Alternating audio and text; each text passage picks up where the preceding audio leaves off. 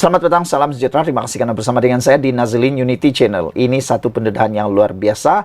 Hore, hore, hore, hore. Anwar akhirnya ditakdirkan menang besar, mengalahkan ramai orang. Anwar Ibrahim seringkali diejek, diacah, bahkan dikecam, dan macam-macam lah yang dilakukan kepada Anwar Ibrahim. Tapi tahukah Anda bahwa dialah Perdana Menteri yang sekarang ini amat sibuk untuk membangun Malaysia, memulihkan Malaysia daripada kerosakan-kerosakan yang diakibatkan oleh pemimpin-pemimpin yang terdahulu. Anwar Ibrahim sibuk memulihkan Malaysia. Pertama, kerana langkah Sheraton. Anda pasti masih ingat, kerana langkah-langkah Sheraton, langkah-langkah politik yang menyebabkan ketidakstabilan Malaysia. Selain daripada itu, kegagalan pemimpin-pemimpin, kegagalan kerajaan-kerajaan yang selepas pasca COVID-19, pandemik COVID-19 juga perlu diselesaikan oleh Anwar Ibrahim. Dan banyak lagi lah yang kita nak sebut. Hutang kerajaan yang telah bertimbun-timbun diwariskan ataupun terpaksa diwarisi oleh Anwar Ibrahim untuk dibayar. Kedudukan keuangan, defisit keuangan yang tinggi, nilai keuangan fiskal kita yang agak tidak menentu, dan macam-macam lagi lah. Bahkan keyakinan para pelabur yang telah terhakis oleh beberapa rentetan episod ketidakstabilan politik Malaysia turut menjadi beban kepada Anwar Ibrahim. Tapi kali ini dipetik daripada Harapan Daily menulis Anwar sebenarnya terlalu perform, bukan sekadar acah-acah. Saya secara pribadi memang saya setuju dengan tajuk ini. Anwar betul-betul terlalu perform. Sehingga kalau kita perhatikan, Anwar Ibrahim waktu persidangan parlimen, dia ada di sana. Sekejap lagi tiba-tiba dia ada di Mesir. Tiba-tiba lagi dia ada di Jordan. Tiba-tiba pula dia ada di Amerika. Tiba-tiba dia ada di Eropah. Bukankah itu terlalu perform? Saya kadang-kadang terfikir juga, bila waktu untuk Anwar Ibrahim ni nak berehat, tidurkah, makan, minum petang, bersantai-santai dan sebagainya. Sedangkan ada beberapa pemimpin daripada Parti Pembangkang, bahkan ada pemimpin Parti Pembangkang yang baru-baru ini mahu memohon pula pasport beliau untuk dilepaskan bagi membawa keluarga bercuti. Anwar Ibrahim tak tahulah bila dia nak bercuti. Saya pun belum lagi nampak mana-mana berita yang Anwar Ibrahim nak cuti. Dia ni sibuk ke sana ke sini untuk menyelesaikan masalah negara. Jadi betullah seperti tajuk ini. Anwar terlalu perform dan bukan sekadar acah-acah. Ditulis oleh Muhammad Fairuz Al-Qasas daripada Harapan Daily. Kata beliau, saya ada buat status. Saya kata disebabkan Anwar terlalu perform, maka beliau difitnah. Pembangkang tak ada idea nak lawan. Kecuali fitnah. Tak cukup beliau, isteri beliau, Dr. Wan Azizah Ismail sekarang pun sibuk juga difitnah oleh orang-orang tertentu. Yang kononnya Wan Azizah bersama dalam majlis kerajaan Yahudi. Sedangkan gambar tersebut telah pun dipotong-potong. Dan kedapatan sudah pun kantoi besar memalukan diri sendiri. Banyaklah komen membanjiri. Ada ramai juga geng sebelah sana masuk dan pertikai soal Anwar terlalu perform itu. Adik, kalau kau kenalah faham konteks ayat dan situasi. Dr. Wan Azizah difitnah kononnya dalam majlis kerajaan Yahudi. Sedangkan kononnya Anwar acak-acak ke Timur Tengah.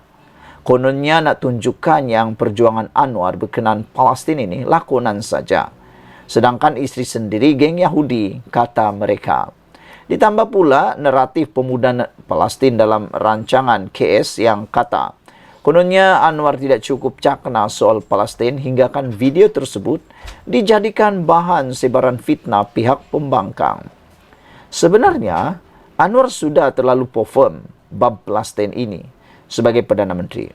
Sebelum perang lagi, Anwar sudah bawa isu ini dalam mesyuarat ASEAN. Dalam ASEAN pun Anwar sebut bab Palestin beberapa kali.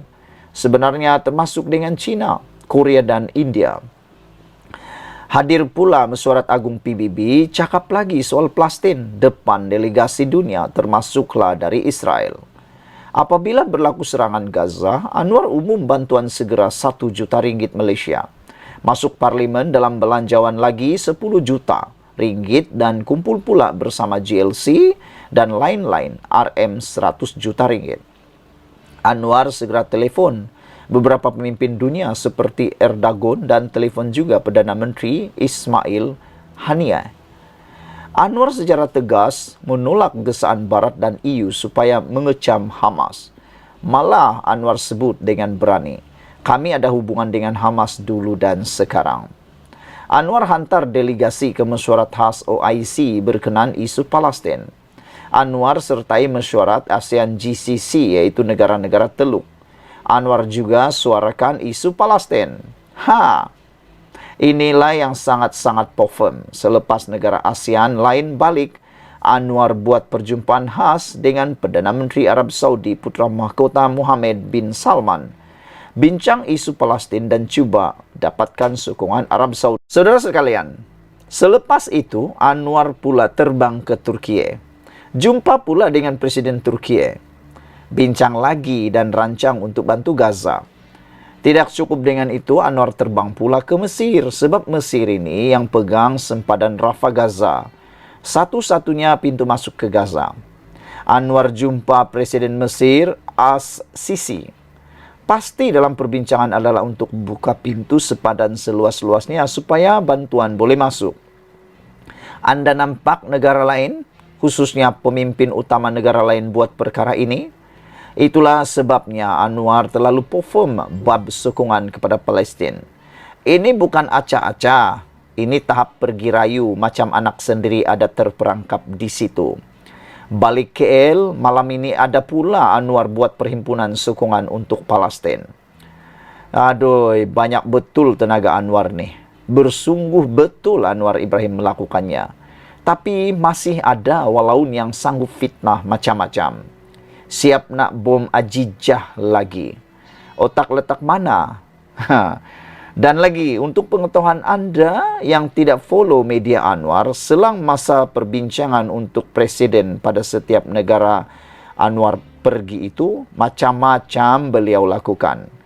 Anwar sempat juga tarik pelabur, tanda tangan MOU, bantu selesaikan kes-kes rakyat.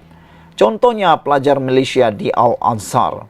Jumpa rakyat Malaysia di sana. Ada jumpa ulama Al-Azhar juga.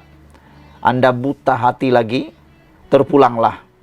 Tugas saya menerangkan dan sesekali saya juga akan menyerang kepada golongan yang melampau. Kata penulis artikel ini yaitu Muhammad Fairul Al-Qasas.